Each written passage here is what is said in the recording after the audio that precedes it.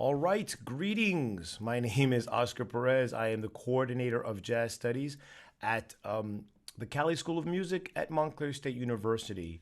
And I would like to congratulate you, Mahopac High School, for your submission into the National Jazz Festival.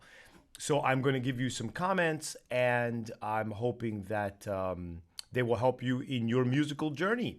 So the first thing that I will say is, nice job, really. I really like the three screens, and I got to tell you, I am not a huge fan of having to record virtually.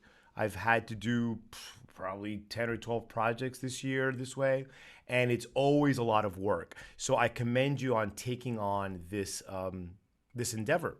And I think that is a great opportunity to put the microscope on yourself to find out what you really sound like. And so that's one of the good things, even though, we don't tend to love to hear ourselves play. So I hope that you took the time to watch yourselves and make your own notes, because ultimately the notes that you come up with yourself are more personal, and you care about them more because, you obviously care the most about your own progress. And there are a lot of things that I could say, and there's a lot of things that you could say. But ultimately, I think it boils down to you hearing it and just getting a sense of things that you can do better without even having to go into like specifics, You can just tell like, oh, I'm playing too loud, or oh, I'm rushing, or oh, it's not together, or oh, that chord is not together. And then you go back and you investigate. But you get a really good sense of it that way. Something that you don't get in a live performance because your perception is just that as the performer. But I will tell you that I'm not going to harp on the fact that you didn't have a bass player. But it would be nice to have one. That being said, though, let's deal with what is there.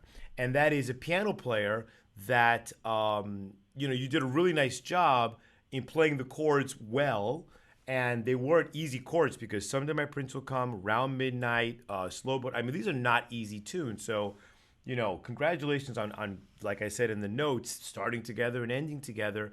I think there's a couple things you could do as a pianist. Number one, you can walk a bass line. It doesn't have to be a four bass line, like four quarter notes, like a bass player, but you can walk like something where you skip.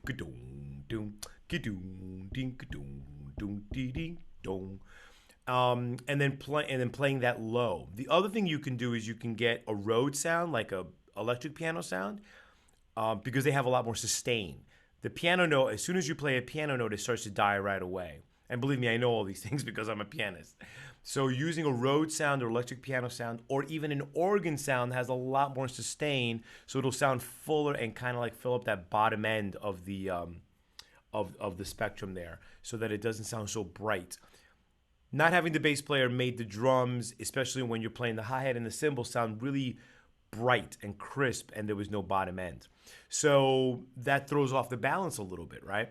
So check out some of the Chris Potter records with Craig Taborn. I don't remember who's on some of those on drums. I want to say Eric Harland, but they have a trio, and they're great because Craig plays Rhodes and other keyboards, and you wouldn't tell that the bass is missing. He's kind of like taken on that job himself as the pianist.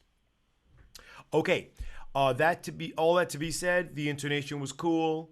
I think, Dylan, you had a really nice sound. Just make sure you have a lot of breath support and you really blow air through the horn so that you don't run out of air. I don't think it looks like you're sitting, so you might consider standing just to make sure that you're not crushing, any potential air that would be there if you're standing up. For the last tune, I think that the time got away from everybody. The first two tunes, the time was solid. It wasn't speeding up. It wasn't slowing down. I would have liked a little more interaction, but the tempo was fine. But on the third one, y'all never found each other in terms of really swinging because it was kind of all over the place.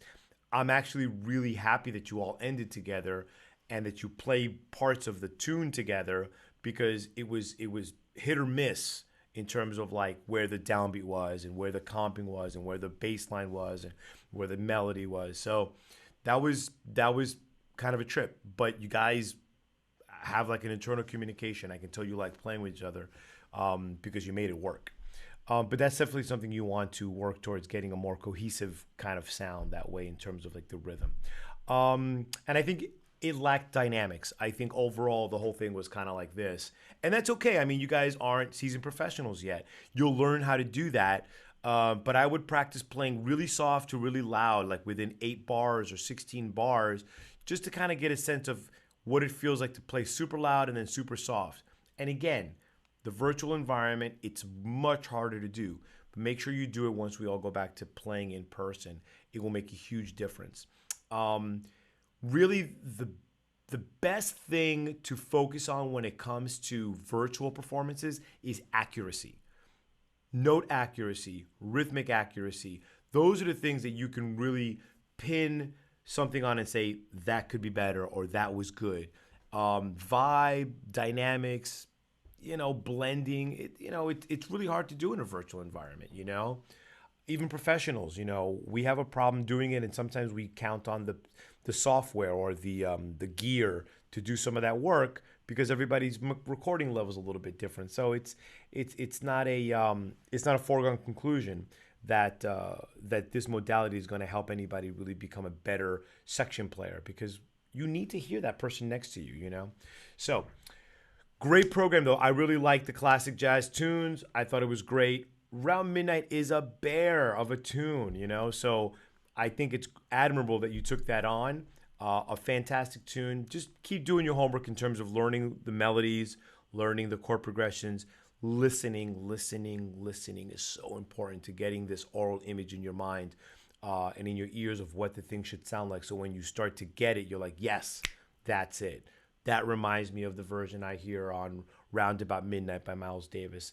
We got the interlude, or we figured out that bridge, that chord, or that transition.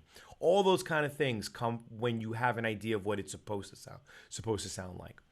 Okay, so I'm gonna leave you with that. But again, great job. Honestly, keep doing it. Just keep doing it. I can't wait to hear you guys in person, and have a great summer. Talk to you soon.